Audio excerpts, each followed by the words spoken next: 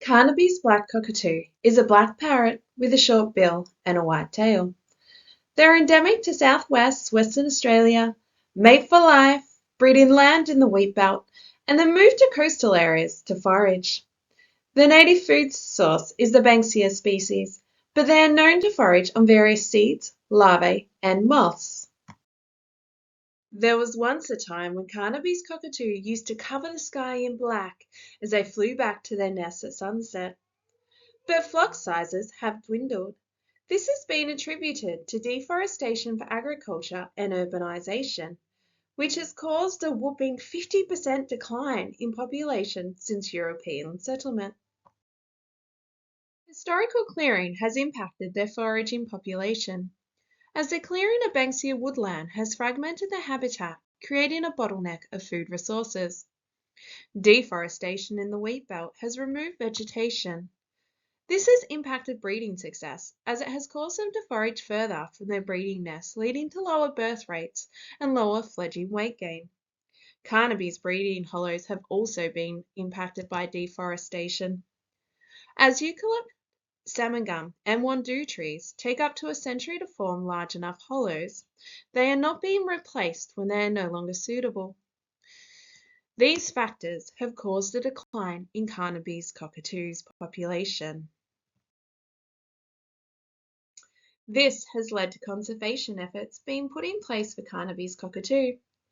They are listed as endangered on the IUCN Red List and are a protected species. The Great Cocky Count does ongoing monitoring of the Carnaby's population every year, and the local government, along with scientists, have been installing artificial colonies for Carnaby's to nest in.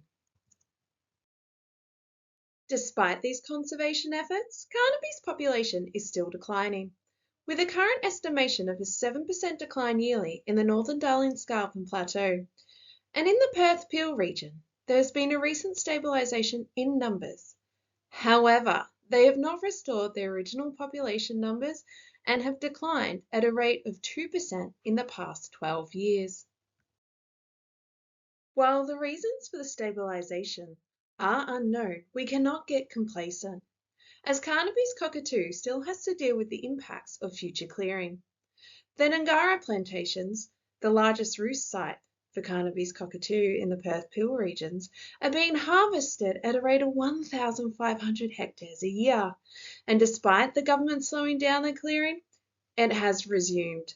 This will create a further bottleneck of resources, leading to a further decline in Carnaby's cockatoo, with projections that the Perth Peel population will decline by 34 to 50% of its 2021 population by the year 2050. If Carnaby's cockatoos continue to decline, they may not be able to sustain their population numbers. This will further impact local biodiversity, as they are responsible for spreading seeds across the land, which helps the healthy rejuvenation of the environment. So, what can you do? Well, you are in a great position to help, because just by talking and educating others helps create awareness about their plight. Planting native species and placing water sources outside for wildlife helps build up the ecosystem in which Carnaby's cockatoo thrives in. Also, don't forget to become a citizen scientist and volunteer for the Great Cockatoo Count. And hopefully soon the sky will turn black with a bunch of squawking Carnaby cockatoos again.